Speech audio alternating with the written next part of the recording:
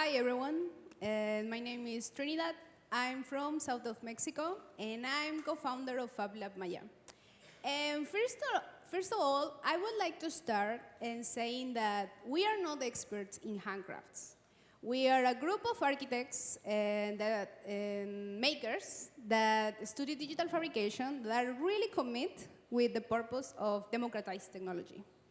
So, before to start talking about handcrafts, I would like to start talking about the reality of the Mayan indigenous where we are working. And something else. And looking for us, our Fab Lab is based in an indigenous Mayan area. It's in a city just next to Cancun City, one of the most important touristic places in Latin America. So when we start working in these digital fabrication and technologies, we will really show how we can improve these activities through digital fabrication. So here. And Mayan culture used to be known because Mayans were experts in mathematics. They are really good with astronomy. They were genius architects.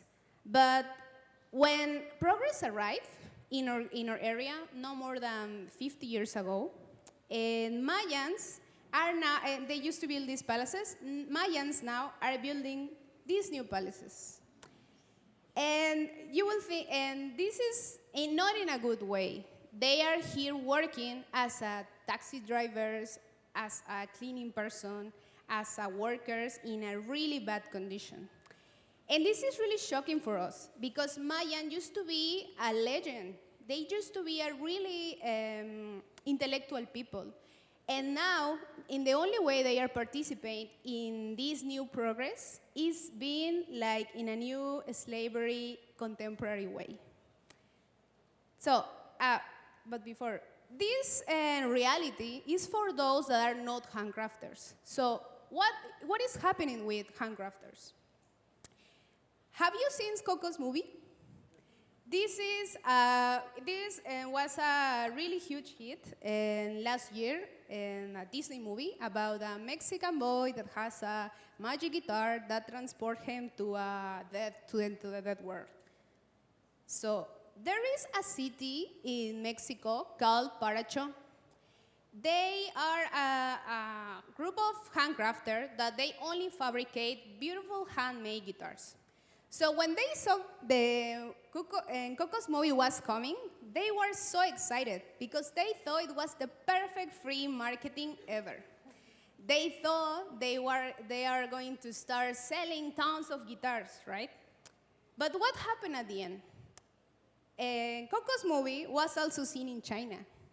So the manufacturing industry in China started producing tons of guitar all over the world. The problem was, even in Mexico, the problem was that Chinese guitars are less priced than Paracho's guitars.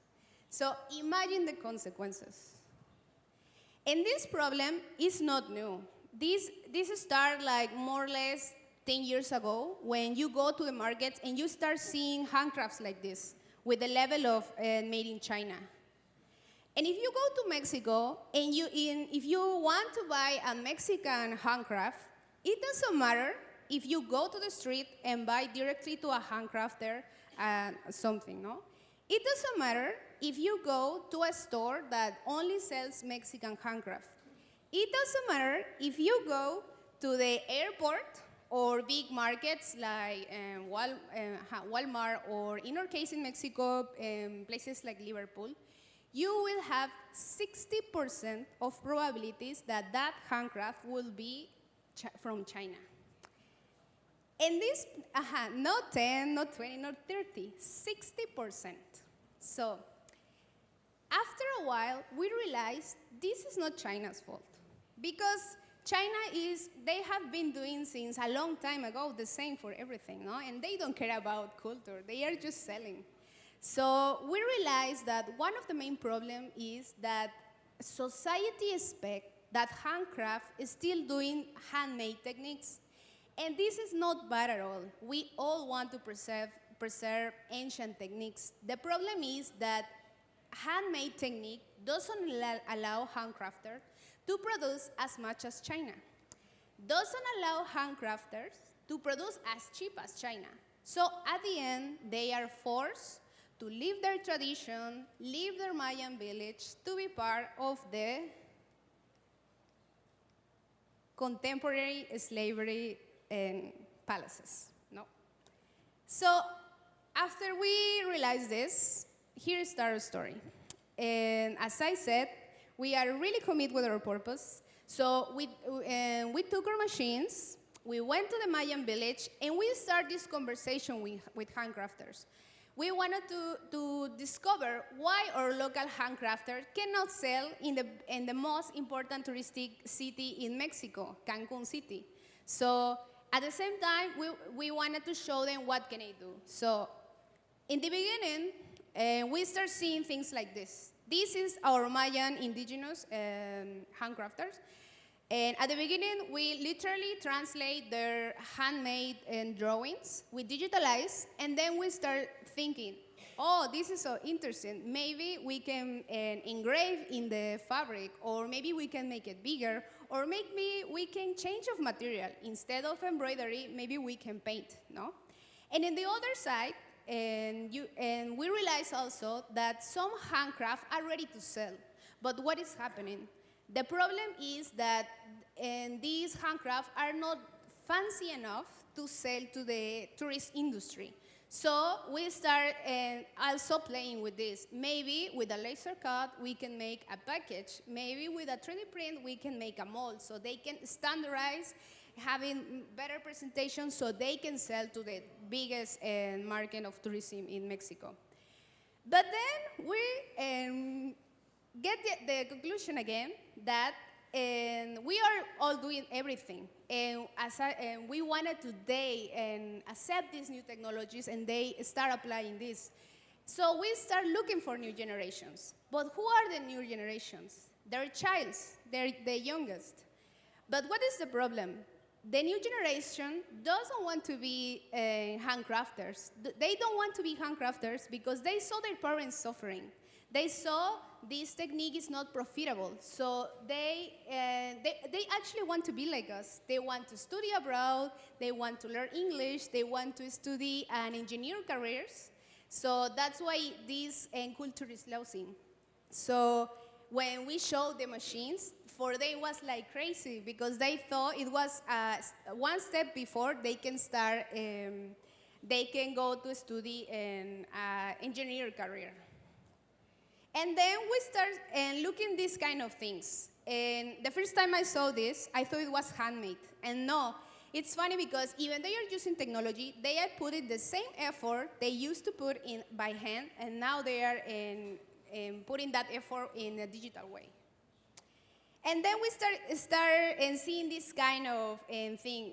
We start teaching, and the way that the real Mayan handcrafters can adopt this new technology is through the youngest. So when we only give them paper and colors, and they start prototyping, making different kind of handcrafter to sell to the tourism, and then we teach the youngest to digitalize all their process, and then we saw these kind of things. It might look simple, but this is not made by Chinese people.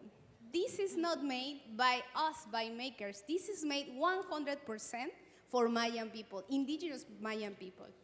The digital gap is so huge that we cannot believe until after 5 years that we are doing this, we can start, they can start adopting these new technologies. Well, and just for closing my participation, and I would like to tell you this message. Please, society, in general, not only in Rio, handcrafter kindly asking you, stop thinking that the technology is the enemy of handcraft. Stop thinking that when you apply technology into a handcraft technique, all the value is lost.